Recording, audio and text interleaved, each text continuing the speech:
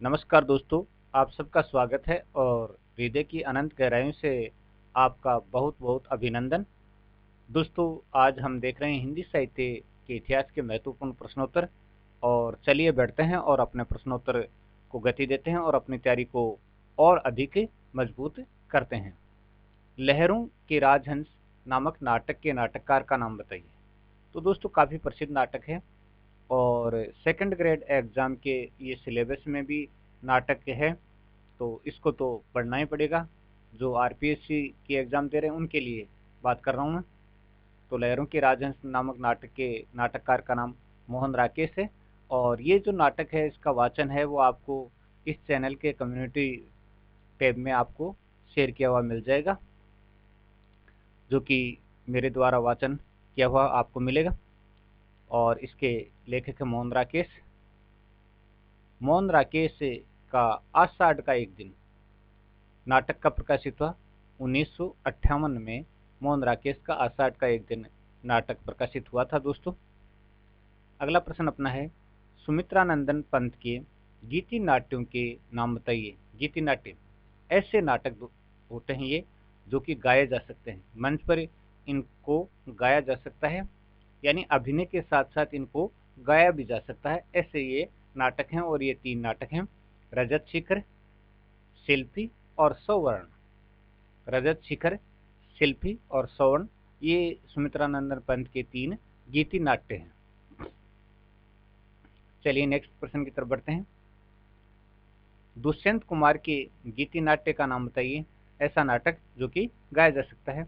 तो एक कंठ विश्वपाइन जो नाटक है वो गीति नाट्य है और काफ़ी मोस्ट नाटक की श्रृंखला में ये गिना जाता है। अगला क्वेश्चन है, गीत गिरिजा कुमार माथुर के गीति नाट्यों के नाम बताइए। अब गिरिजा कुमार माथुर के जो गीति नाट्य उनका नाम देखते हैं। तो कल्पांतर,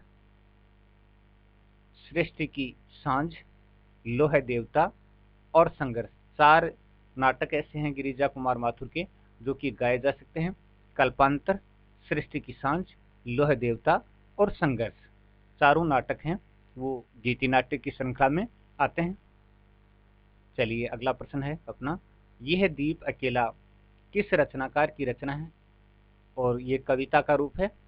तो ये दीप अकेला किस रचनाकार की रचना है। सच्चिदानंद हीरानंद वात्स्यायन अज्ञे की रचना है। यह दीप अकेला जो कविता है वो सच्चिदानंद हीरानंद वात्स्यायन अज्ञे की कविता है। नेक्स्ट क्वेश्चन अपना है, बहुत ही सिंपल सा क्वेश्चन है, सब जानते हैं।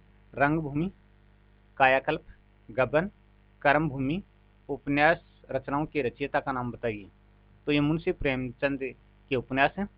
और दोस्तों, अगर आप फर्स्ट ग्रेड सेकंड ग्रेड की तैयारी करें तो रंगभूमि उपन्यास पर फोकस रखें, क्योंकि इसमें एक छोटा सा अंश पाठ्यक्रम है रंगभूमि उपन्यास का, सूरदास की झोंपड़ी, और इसके आधार पर प्रश्न पूछे जा सकते हैं। तो ये थोड़ा सा ध्यान रखें। और ये प्रेमचंद के उपन्यास हैं। सांप नामक कविता के कवि का नाम बताइए। सांप। और जो हिंदी साहित्य का इतिहास पढ़ते हैं तो आपने इस कविता को जरूर पढ़ा होगा। चलिए, सच्चिदानंद हीरानंद वात्स्यायन अज्ञे की ये कविता है, सांप। नेक्स्ट है, चांद का मुंह टेढ़ा है, भूरी भूरी खाक धूल किस रचनाकार की रचनाएं हैं। चांद का मुंह टेढ़ा है, भूरी भूरी खाक धूल किस रचनाकार की रचनाएं हैं। तो ये गजानन माधव मुक्तिबोध की रचनाएं हैं। चांद का मुंह टेढ़ा है और भूरी भूरी खाक धूल। नेक्स्ट क्वेश्चन अपना है,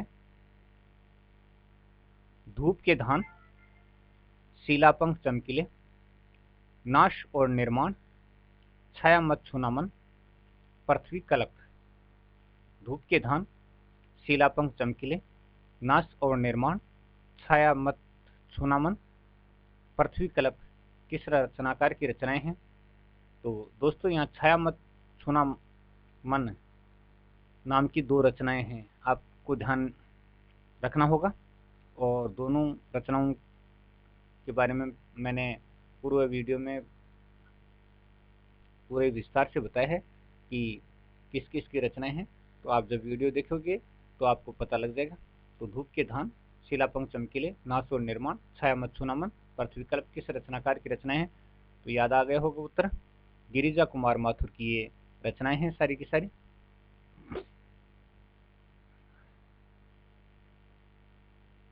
सतपुड़ा के जंगल, सन्नाटा, गीत फरोश, चकित है दुख, अंधेरी कविताएं, अंधेरी कविताएं, बुनी हुई रस्सी,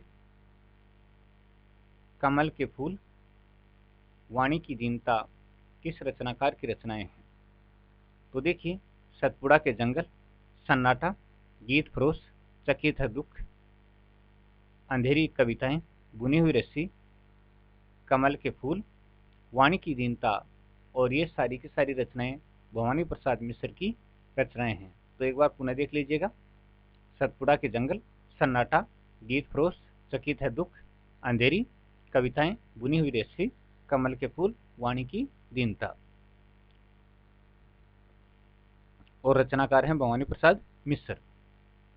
नेक्स्ट क्वेश्चन अपना है, सहज संवेदना के कवि कौन माने जाते हैं? सहज संवेदना के कवि, तो सहज संवेदना के कवि भवानी प्रसाद मिश्र माने जाते हैं। यानी सहज संवेदनाओं को प्रकट करने वाले कवि हैं वो भवानी प्रसाद मिश्र हैं। रांगे राघव की प्रबंधात्मक रचनाओं के नाम बताइए। अजय खंडहर, मेधावी और पांचाली। 3 प्रबंधात्मक रचनाएं हैं रांगे राघव की, अजय खंडहर, मेधावी और पांचाली। चलिए नेक्स्ट क्वेश्चन की तरफ बढ़ते हैं।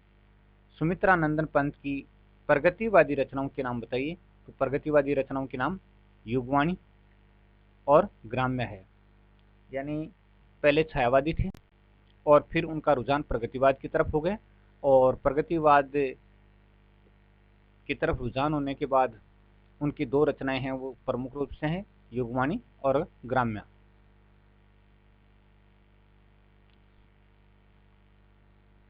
निराला की प्रगतिवादी रचना का नाम बताइए।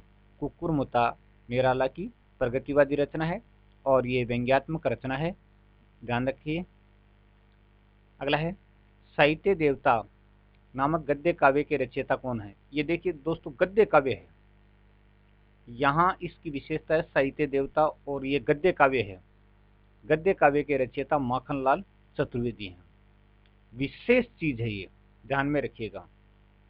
गद्य काव्य के रचयिता माखनलाल चतुर्वेदी हैं, साहित्य देवता। गीत फरोश किस रचनाकार की रचना है? गीत फरोश कविता है, काफी प्रसिद्ध काव्य संकलन भी है और कविता का शीर्षक भी यही है, एक कविता है उसमें काव्य संकलन में, गीत फरोश।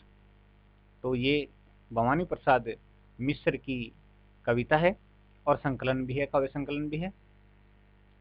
कवि नामावली नामक रचना के रचनाकार का नाम बताइए। तो ये सूदन की रचना है दोस्तों, कवि नामावली।